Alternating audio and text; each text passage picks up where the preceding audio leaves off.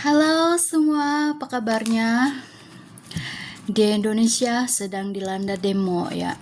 Bermacam-macam alasan, unjuk rasa, cara rakyat Indonesia mengunjukkan rasa bahwa pemerintah atau para pejabat-pejabat di negeri kita tercinta di Indonesia itu sudah memberatkan rakyat ya. Jadi cara untuk mengekspresikannya, untuk menunjukkan ketidakadilan, ketidakpuasan, yaitu dengan demo.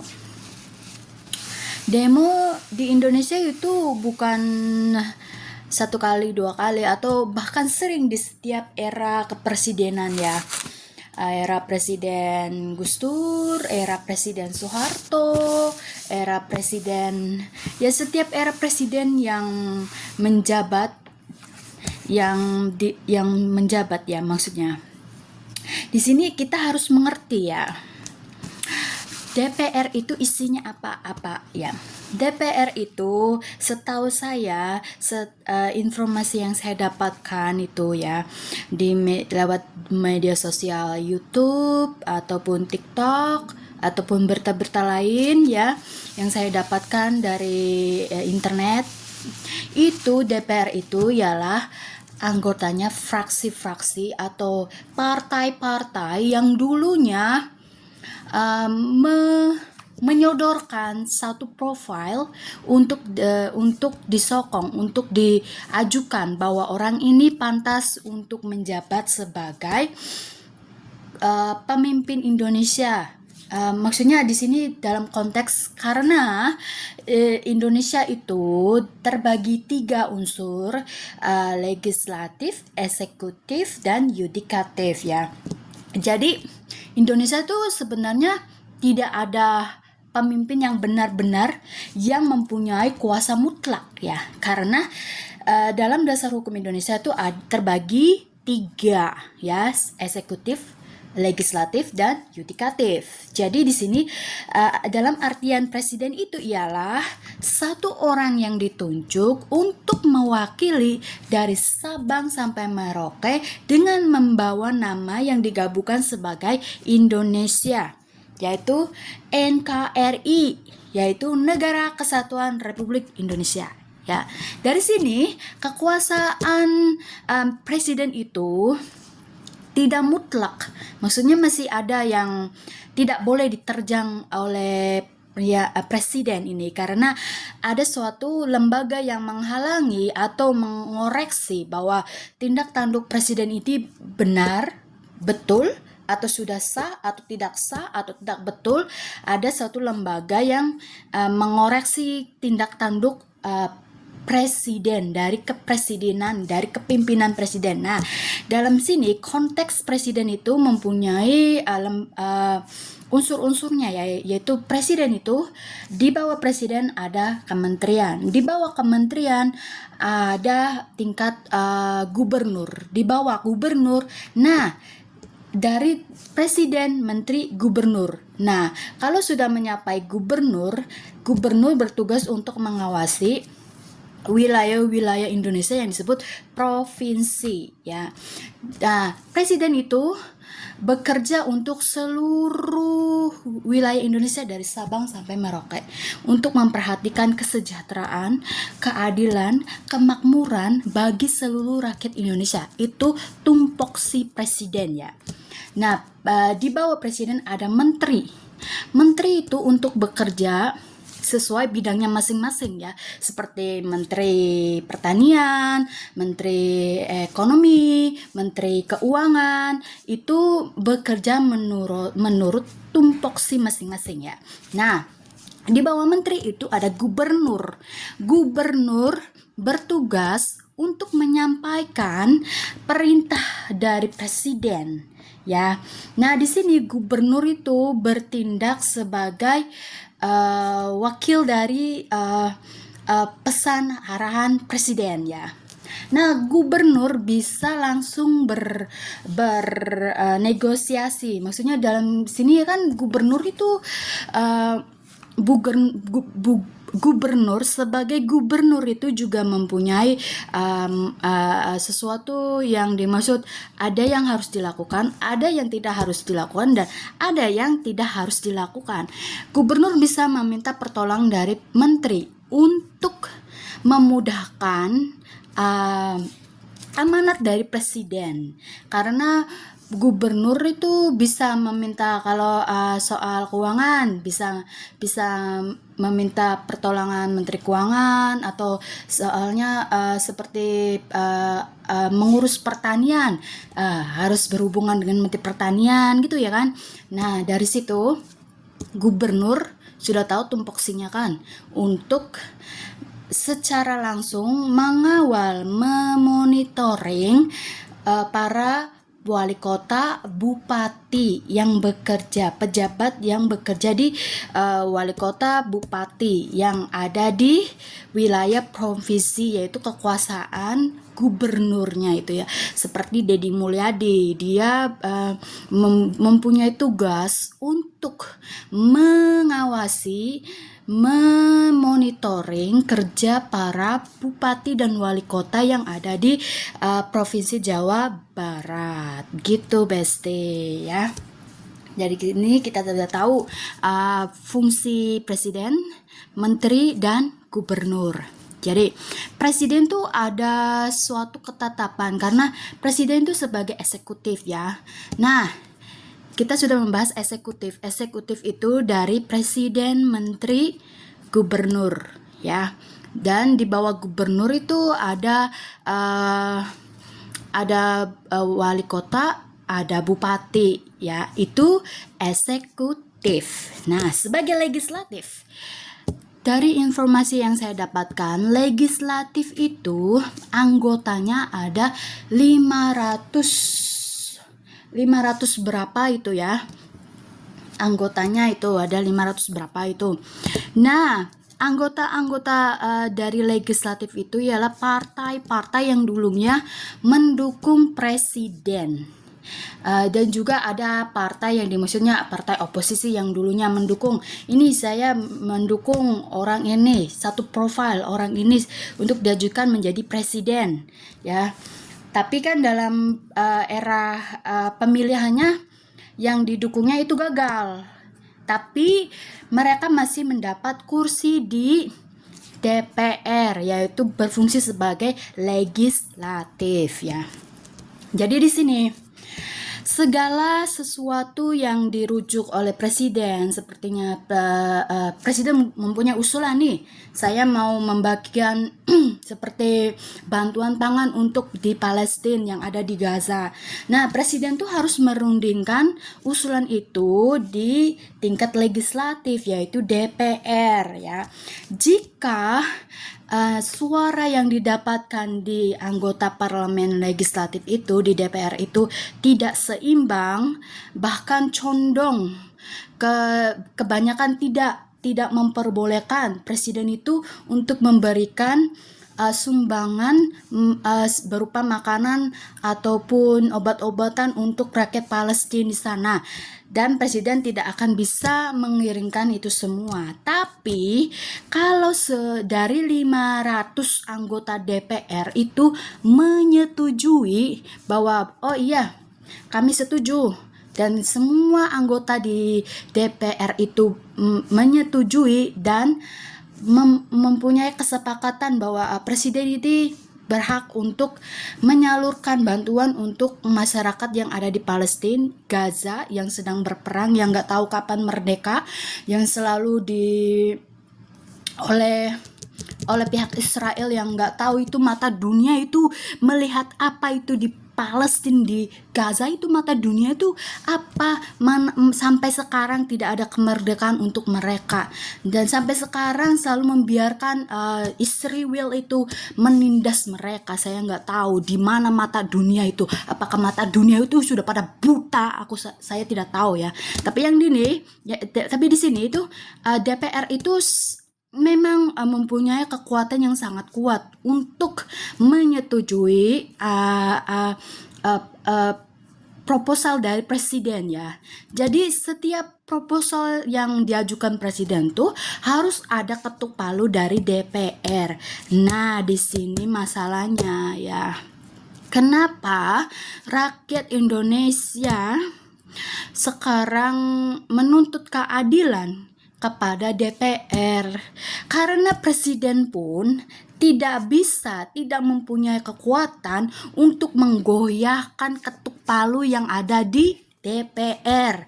Rakyat Indonesia udah menggembor-gemborkan dari era Jokowi untuk mengetok RUU, rumusan undang-undang untuk para koruptor, karena penyakit terberat di pemerintahan Indonesia adalah koruptor ya Besti. Seperti yang kita semua tahu bahwa setiap ada kasus koruptor udah ditangkap, udah diambil, tapi hukuman yang diterapkan di kepemerintahan kita itu untuk para koruptor itu tidak membuat mereka jerah. Dan sampai sekarang memang koruptor itu tetap merajalela. Nah, dari koruptor itu penyakit ini nggak bisa dihilangkan dari Indonesia. Dan dikarenakan ada penyakit ini, koruptor ini ya, merugikan rakyat. Kenapa merugikan rakyat? Karena berefek pada perundang-undangan. Karena Indonesia itu ya bergantung pada undang-undang untuk melawan seseorang bahwa mereka sudah tidak benar di jalur hukum, karena hukum berlandaskan undang-undang ya. Nah, dari sini kita tahu ya bahwa DPR itu kekuatan terbesar, walaupun dari sini kita paham ya, DPR itu anggotanya itu bukan dari rakyat biasa, tetapi dari partai-partai yang berkuasa. Jadi, jika para pejabatnya hanya memikirkan kantong sendiri, tentulah tak akan bisa berpihak kepada rakyat. Bagaimana untuk memikirkan kesejahteraan seluruh rakyat Indonesia, sedangkan para pejabat di dalam otaknya cuma mementingkan kantong sendiri. Ya. Rakyat Indonesia itu bergantung pada DPR, tapi DPR-nya itu mementingkan diri sendiri. Padahal RUU rampasan untuk para koruptor itu satu kunci untuk maksudnya untuk meringankan. Maksudnya ya ibaratnya nih, korupsi nih sebuah virus ya. Untuk menghilangkan virus itu dari Indonesia, itu yang diusulkan, kenapa tak pernah diketuk. Sedangkan Indonesia, rakyat Indonesia itu ingin terbebas dari korupsi. Bagaimana untuk Indonesia berdiri mensejahterakan rakyatnya, sedangkan DPR yang mempunyai ketuk palu itu tidak ada otak ya, tak berpikir. Mereka juga manusia, punya hati nurani ya. Kalau mereka benar-benar tidak memikirkan kantong sendiri, seharusnya mereka berpikir itu baik, itu harus diterapkan. Kenapa sampai sekarang tidak diterapkan? Kenapa? Apakah mereka juga bermasalah? Apakah mereka juga salah satu dari terjangkit dari virus itu? Dalam konteks ini virus itu koruptor ya, korupsi. Apakah semua pejabat yang ada di DPR itu korupsi? Nah, kalau memang mereka semua itu terjangkit virus korupsi, saat ini Indonesia harus menetapkan regulasi bahwa bubarkan semua anggota DPR dan kita mari menerapkan sistem baru yang tidak memikirkan kantong sendiri, sistem baru yang memikirkan untuk kesejahteraan rakyat.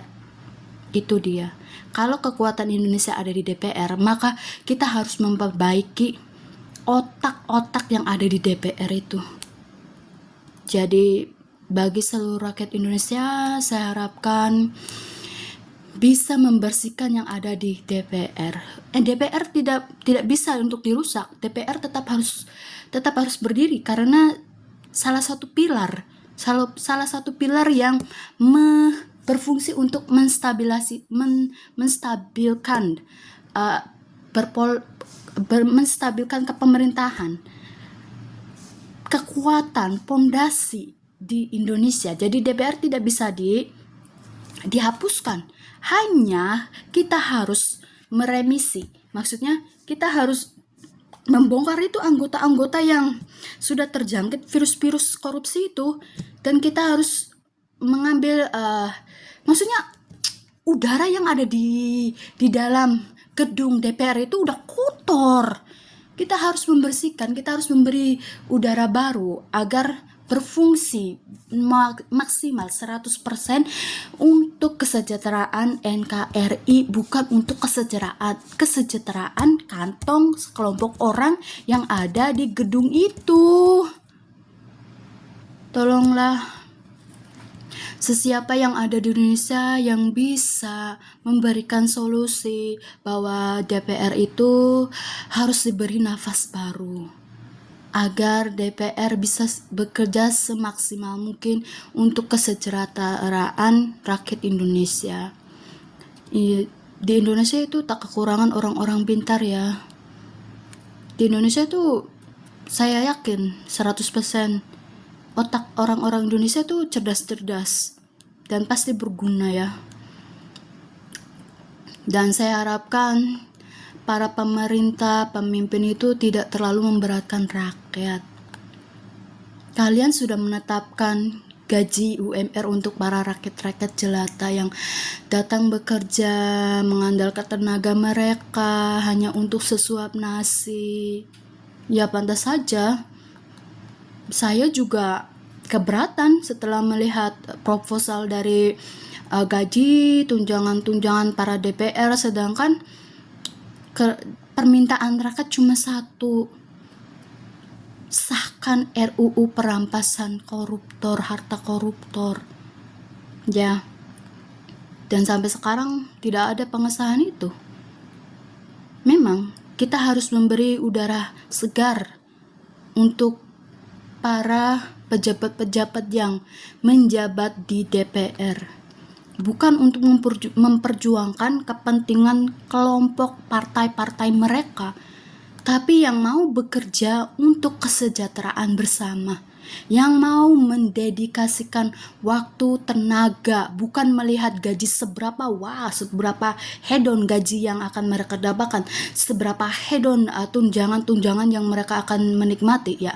Bukan, tapi kita harus mencari orang-orang yang mau bekerja di legislatif, di gedung DPR untuk kepentingan bersama, bukan untuk kepentingan kelompoknya.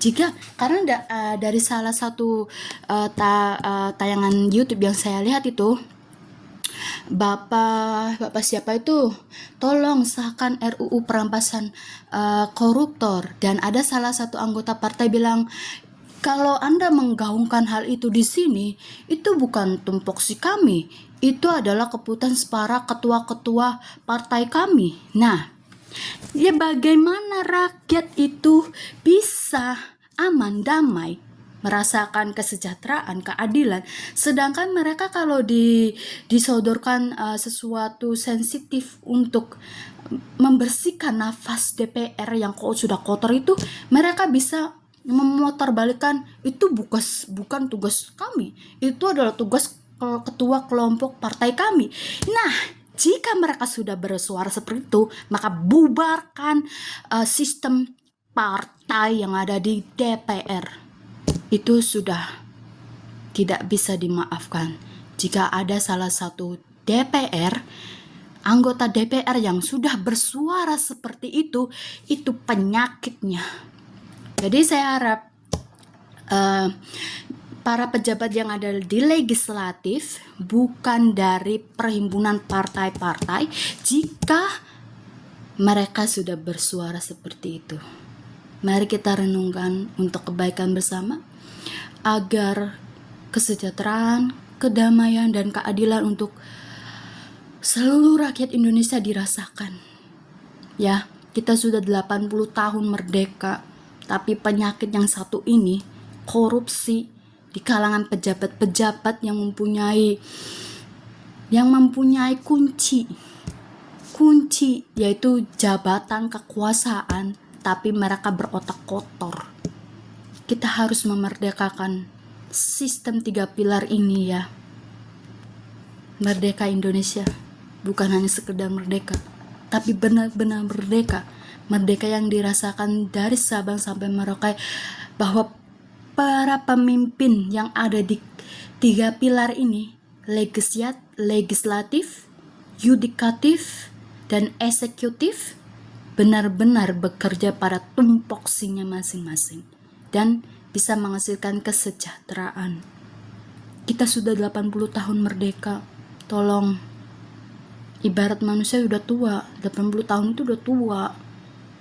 Ibarat manusia itu udah 80 tahun sudah pakai tongkat itu. Kalau usia manusia itu 8 tahun udah pakai tongkat, 8 tahun tongkat. Karena rata-rata di Indonesia itu 60 tahun aja udah nggak ada tenaga.